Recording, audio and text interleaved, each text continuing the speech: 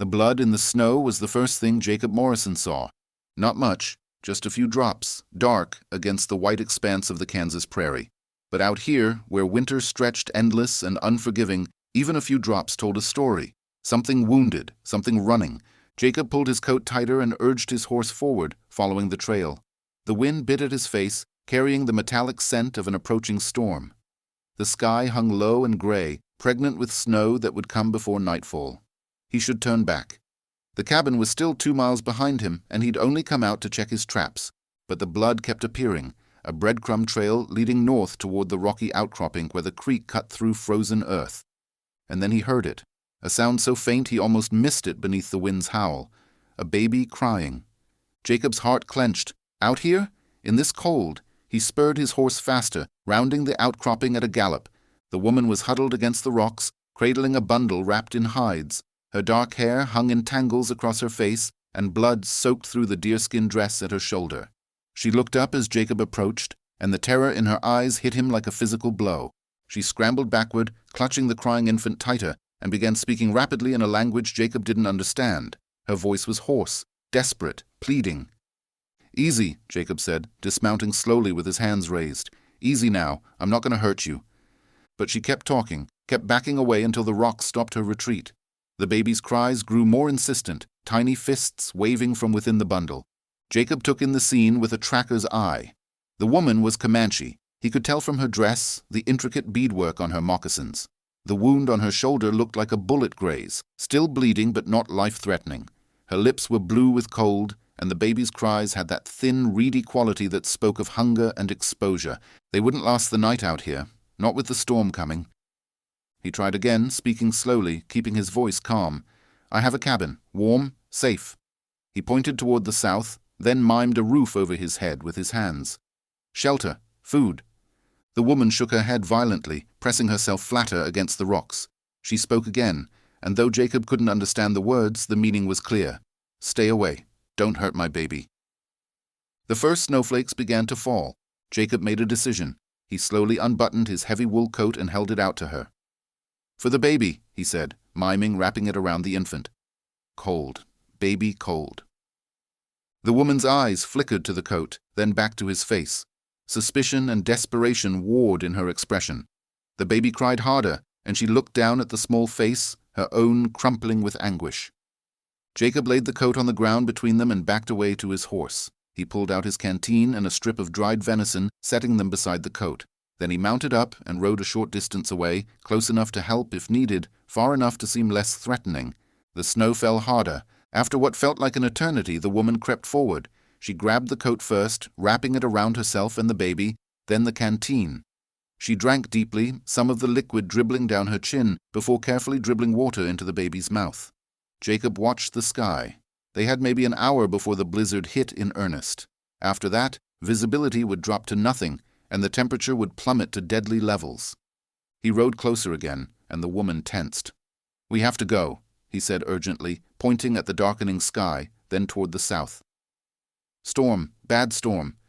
You'll die out here. Baby will die." She understood that much at least. Her eyes widened as she looked at the sky. But when Jacob dismounted and approached, she scrambled to her feet, swaying dangerously. "Damn it," Jacob muttered. The woman was in no shape to walk, and his horse couldn't carry 3 in this weather. He'd have to. He pointed to himself. "Jacob." Then to her, questioningly. She stared at him for a long moment. Finally, she touched her chest. "Kwihnai." "Kwihnai," Jacob repeated, probably butchering the pronunciation. He held out his arms in the universal gesture for carrying a child. "Baby." "I carry?" Kwihnai's face transformed into a mask of protective fury. She backed away, shaking her head frantically, speaking rapidly in Comanche. "I'm not going to hurt her," Jacob said, frustration bleeding into his voice. "Look, we don't have time for this. That storm's going to kill all 3 of us if we don't move now." As if to punctuate his point, a gust of wind nearly knocked them both over.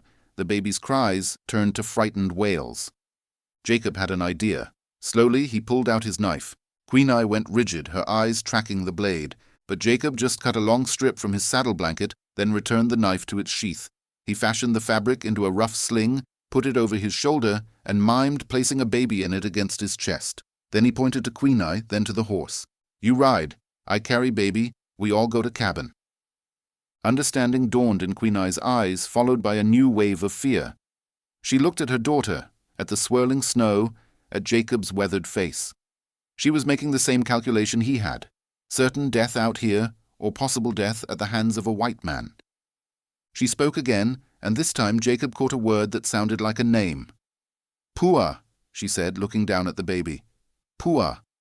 "Pua," Jacob repeated gently. "Pretty name." Kwihnai hesitated one more moment, then slowly, carefully, extended the baby toward him. Jacob's hands shook as he took the small bundle. It had been 3 years since he'd held a baby, not since his own son had died in his arms from fever, taking Jacob's wife Mary with him a week later.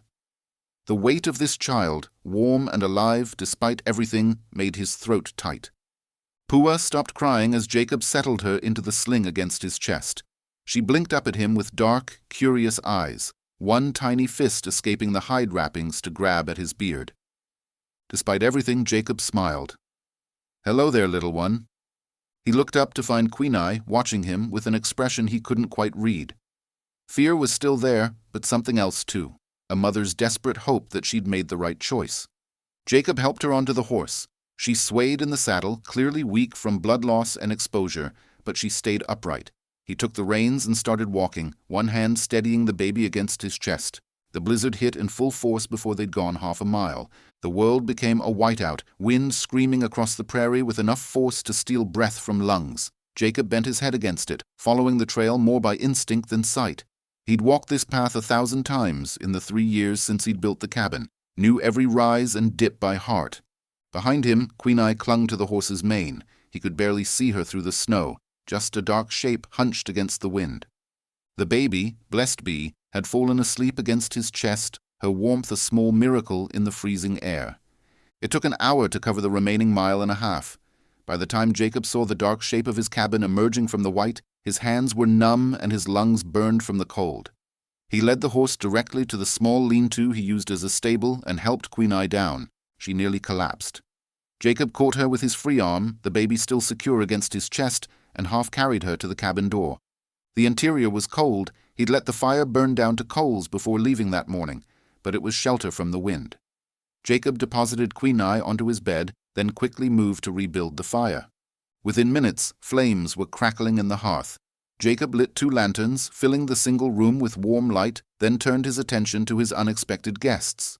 Kwihnai had pulled herself into a sitting position, her eyes tracking his every movement. She held out her arms for the baby, and Jacob carefully transferred the sleeping infant back to her mother. The relief on Kwihnai's face was profound. She cradled Pua close, checking her over with urgent hands, then looked up at Jacob with something that might have been gratitude. "Let me see that shoulder," Jacob said, pointing to her wound. She pulled away, shaking her head. "It's bleeding," Jacob insisted. He went to his trunk and pulled out clean bandages and the bottle of whiskey he saved for medicinal purposes. He held them up, then pointed to her shoulder again. "Help! I help!" Kwihnai watched him for a long moment, then slowly shifted the baby to her other arm and pulled aside the bloody deerskin. The wound was ugly but clean. A bullet had gouged a channel through the meat of her shoulder without hitting bone. Jacob cleaned it as gently as he could, though Kwihnai's sharp intake of breath told him it hurt. To her credit, she didn't cry out, just held Pua tighter and stared at the wall. When Jacob finished bandaging the wound, he backed away and busied himself with making food. He had a pot of stew from yesterday that just needed warming, and fresh bread wrapped in cloth. Simple fare, but hot and nourishing. As the stew warmed, Jacob became aware of a new problem. The baby was making fussy sounds, and Kwihnai had opened her dress to nurse. But even from across the room, Jacob could see the problem. The mother was too dehydrated, too weak. The baby latched and sucked, then pulled away, crying.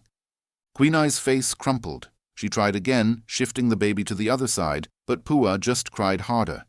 Jacob thought fast. He had a cow, a temperamental beast named Bess, who gave just enough milk for Jacob's coffee and the occasional batch of cheese. He'd milked her this morning, and there was still half a pail in the cold box. He retrieved it and warmed some in a pan, then poured it into a cup. But how to get it into the baby? Kwihnai was watching him, her expression desperate. She said something in Comanche, her tone questioning. Jacob dipped his finger in the warm milk and held it out to Pua. The baby immediately latched on, sucking eagerly. When she released his finger to cry for more, he dipped it again. It was slow, painstaking work, but after 20 minutes, Pua had drunk enough to settle. Her eyes grew heavy and she dozed off in her mother's arms. Jacob handed Kwihnai the cup of milk. "You drink, you need it too." She took it hesitantly, sniffed it, then drank it down in 3 long swallows. Jacob ladled stew into 2 bowls and handed her one, along with a chunk of bread. They ate in silence, the only sounds the crackling fire and the howling wind outside. When the meal was finished, Jacob faced a new dilemma.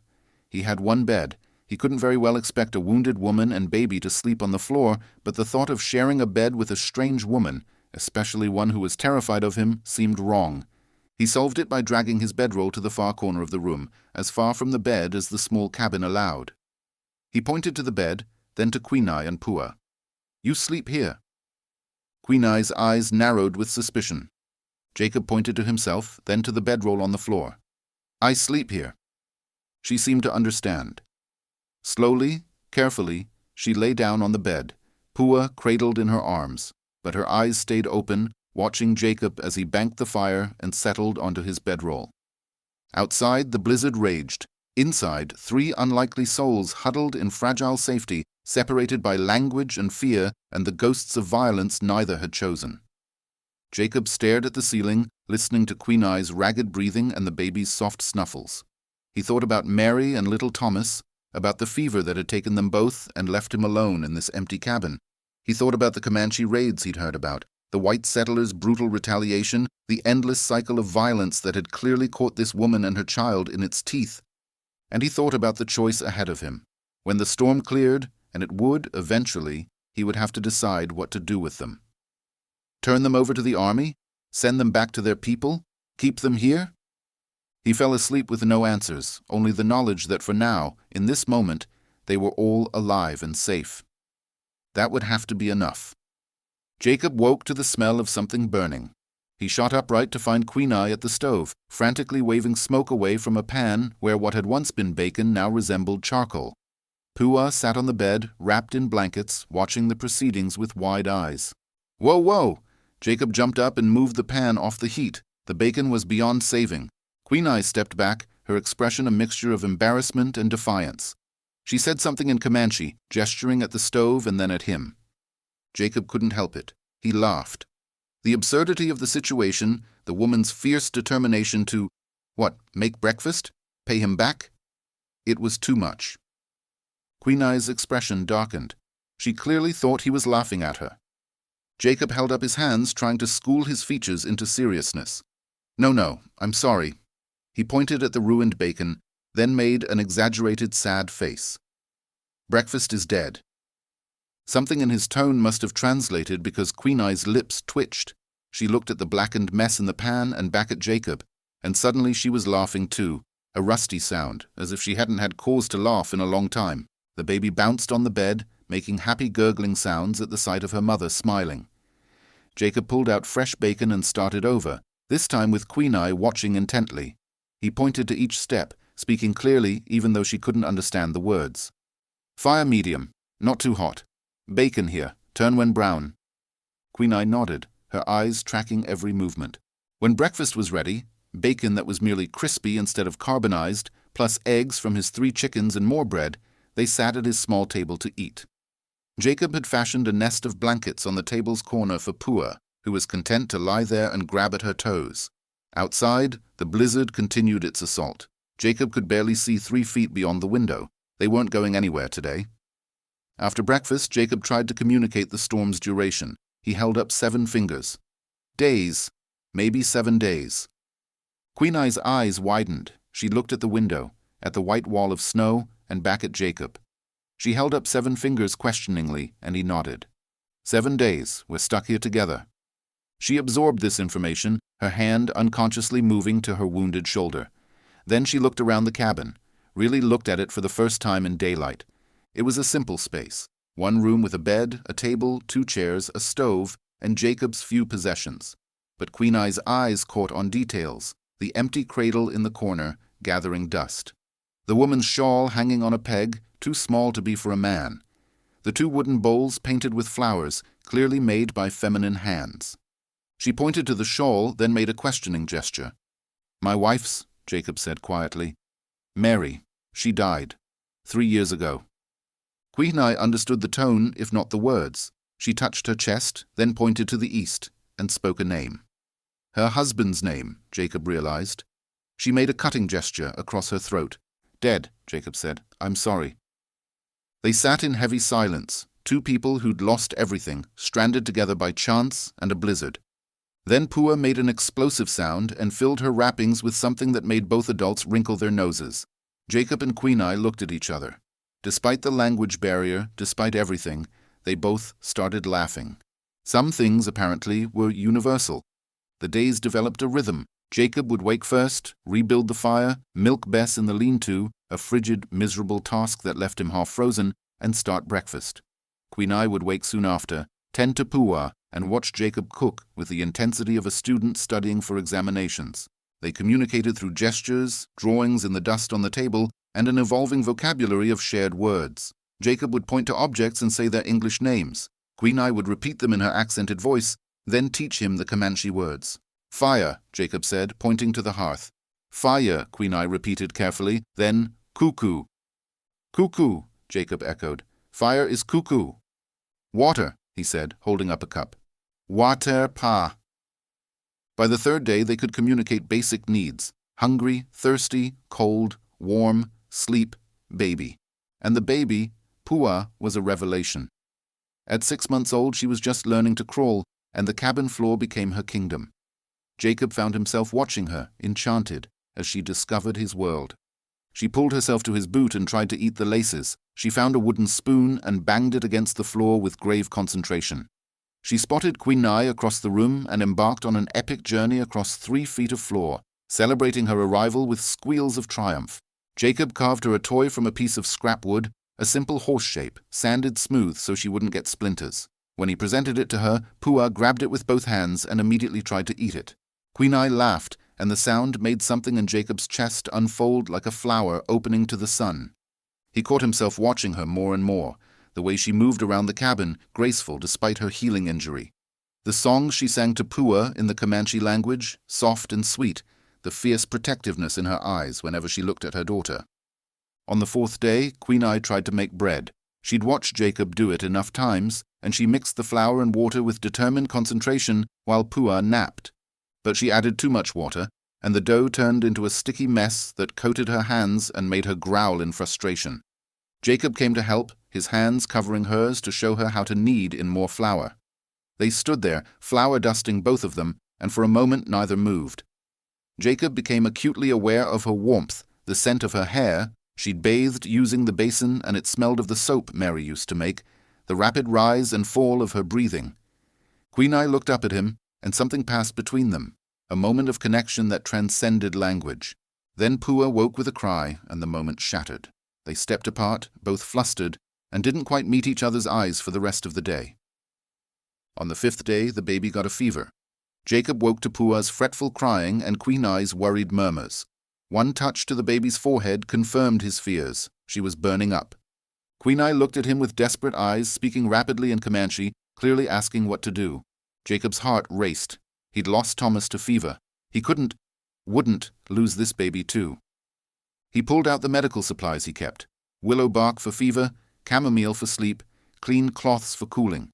He mixed a weak willow bark tea and showed Kwihnai how to get it into Pua a drop at a time. They spent the day and night in shifts, sponging the baby with cool water, offering her milk, monitoring her breathing. Kwihnai didn't sleep, just sat by the fire with Pua in her arms, rocking and singing and praying in words Jacob didn't know, but understood in his bones. Jacob remembered doing the same with Thomas, remembered the helplessness and terror. He sat beside Kwihnai, close enough that their shoulders touched, and together they kept vigil. Somewhere around dawn on the 6th day, Pua's fever broke. She opened her eyes, looked around with her usual curiosity, and reached for Jacob's beard. Kwihnai's sob of relief was wrenching. She pulled Pua close, tears streaming down her face, and said something over and over, a prayer, a thank you Jacob couldn't tell. Without thinking, Jacob wrapped his arms around both of them. Kwihnai stiffened, then slowly relaxed into his embrace. They sat there as the winter sun rose, 3 people who'd been strangers a week ago, now bound together by something neither could name. On the 7th day the storm broke. Jacob woke to silence, the first real silence in a week. No howling wind, no snow battering the windows, just the deep, profound quiet of fresh snow. He opened the door to a transformed world. The prairie was buried under 3 feet of snow, pristine and blinding white under a cloudless blue sky. Beautiful and deadly, any thought of travel was impossible until the snow melted or packed down. They were here for the long haul. Jacob turned back to find Kwihnai standing in the doorway, Pua in her arms.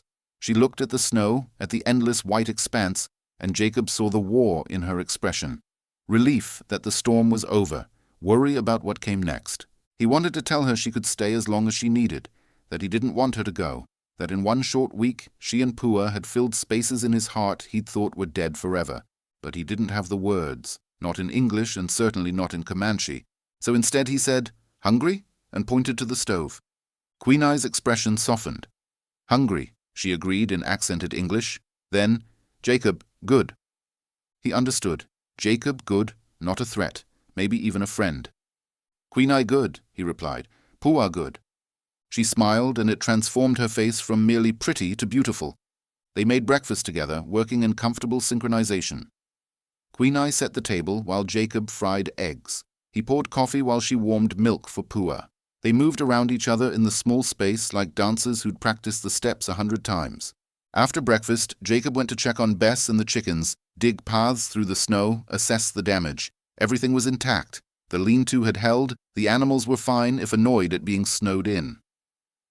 He was heading back to the cabin when he heard them. Voices, coming from the south. Jacob's hand went to the rifle he carried, his body tensing. He scanned the horizon and saw them, 5 riders on horseback, moving slowly through the deep snow. Comanche. He recognized the style of dress, the way they sat their horses, looking for Kwihnai. Jacob's mind raced. He could hide her, claim he'd seen nothing, send them away, but these were her people. They would want her back, want to take Pua somewhere safe. They would also likely want to kill him for taking her in the first place. He trudged back to the cabin, his heart heavy. Kwihnai looked up as he entered, and whatever she saw in his face made her go pale. "Kwihnai," he said carefully, "your people, here." She understood. She clutched Pua tighter and moved to the window, peering out. When she saw the riders, her expression transformed, relief, joy, but also something that looked like sorrow. The riders approached the cabin, calling out in Comanche. Kwihnai called back, and they urged their horses faster. Jacob stepped outside, rifle held loosely but ready. The riders pulled up short when they saw him, their faces hardening. The leader, a man with scars across his chest and fury in his eyes, spoke sharply. Kwihnai emerged from the cabin, still holding Pua. The Comanche warrior's expression shifted to relief at the sight of her alive. She spoke rapidly, gesturing to Jacob, to the cabin, to her bandaged shoulder. The scarred warrior's eyes narrowed. He spoke to Kwihnai, his tone questioning, and she answered at length. Whatever she said made the warriors exchange glances. Then the leader dismounted and walked toward Jacob, his hand on his knife. Jacob's finger moved to the rifle's trigger. This was it. He'd saved Kwihnai's life, and now her people would end his. But Kwihnai stepped between them. She spoke fiercely, her voice ringing with authority. She pointed to Jacob, to herself, to Pua. She touched her bandaged shoulder, mimed being fed, gestured to the cabin. The scarred warrior argued back, his voice rising. Clearly he wanted her to leave with them, to come home. Kwihnai shook her head. She spoke one word, firm and clear, and Jacob recognized it from their shared vocabulary. No. The warrior looked stunned. The other riders murmured among themselves. Kwihnai turned to Jacob. In her halting English she said, "Jacob, Kwihnai, Pua." She gestured between them, then placed her hand over her heart. "Stay. Family." Jacob's breath caught. "You want to stay? Here? With me?" She nodded. "Stay. You... Good man. Pua?" She struggled for the word, then switched to Comanche, saying something that made the baby laugh and grab at her mother's hair. The scarred warrior spoke again, his tone urgent. Kwihnai responded, and their conversation went back and forth for several minutes. Finally, she turned to Jacob one more time. "Kwihnai, choose," she said carefully. "Choose, Jacob. Choose this." She gestured to the cabin, to the life they'd built in a week of snow and silence. The warrior looked at Jacob with an expression that could have melted steel. Then he spoke directly to him, and though Jacob didn't understand the words, the meaning was clear. If you hurt her, I will find you and make you suffer. Jacob met his eyes steadily. I'll protect them with my life, he said. Both of them. Something in his tone must have conveyed his sincerity because the warrior gave a sharp nod. He pulled something from his saddlebag, a beautifully beaded blanket, and handed it to Kwihnai. She took it with tears in her eyes, embracing him. They spoke quietly for a moment, then the warrior mounted his horse. Before riding away, he looked at Jacob one more time and spoke. Kwihnai translated, her voice thick with emotion. He say, "You are now Numunu, people. You protect his sister. You are family." Jacob's throat tightened. He nodded to the warrior, who returned the gesture. The 5 riders disappeared into the white prairie, leaving tracks that would be covered by the next snowfall. Jacob and Kwihnai stood in the doorway, Pua between them, and watched them go. "You're sure?" Jacob asked quietly. "You could have gone with them, back to your people." Kwihnai looked up at him, and in her dark eyes Jacob saw everything he needed to know. "My people here," she said, touching his chest. "Here," she touched her own. "We are family. You, me, Pua." Jacob pulled them both into his arms, this woman and child who had stumbled into his life in blood and snow and fear, and stayed to fill it with light. "Family," he agreed, his voice rough with emotion. Pua chose that moment to grab his beard and yank, making both adults laugh through their tears. They went inside together, shutting the door against the cold. The cabin that had been a tomb of memories was now a home again, filled with laughter and hope and the promise of new beginnings. Outside, the snow fell silent. Inside, 3 hearts beat as one. Epilogue, 2 years later. Jacob wiped the sweat from his brow and surveyed his expanded cabin with satisfaction. The new room was nearly finished, a proper bedroom for Pua, who at 2.5 years old was a whirlwind of energy and mischief. "Papa," she called from the doorway, her English and Comanche interchangeable depending on her mood. "Mama says come eat." "Papa." The word still made his heart swell every time. He ruffled her dark hair as he passed, breathing in the scent of Kwihnai's cooking. His wife, they'd been married by a traveling preacher last spring, had become an excellent cook, though they still laughed about that first burned bacon. Kwihnai looked up as he entered, her hand resting on the gentle swell of her belly. 4 months along, and already Pua was excited about becoming a big sister. "Hungry?" she asked in English that had become quite fluent. "Starving," Jacob replied, then switched to Comanche. "What did you make?" She grinned. "Your favorite, and mine, both." The meal was a fusion of cultures, like their life, venison stew with prairie herbs, corn cakes, and wild berry preserves. They ate together, Pua chattering about the prairie dog she'd seen that morning, planning all the things she'd teach her new sibling. After dinner, as the sun set over the prairie, Jacob held Kwihnai close on the porch while Pua chased fireflies in the grass. "Happy?" he asked, though he already knew the answer. "Very happy," Kwihnai replied, her head on his shoulder. "The spirits brought me to you in the snow. They knew." "Knew what?" "That we would heal each other, that we would make something beautiful from our grief." Jacob kissed her temple, watching their daughter laugh in the gathering dusk. "The snow falls silent," he murmured, "but we are loud with life." Kwihnai smiled. "Yes, loud with life, loud with love." And in that moment, under the vast Kansas sky, 2 people from different worlds, brought together by tragedy and bound by choice, knew they were exactly where they were meant to be. Home, the end.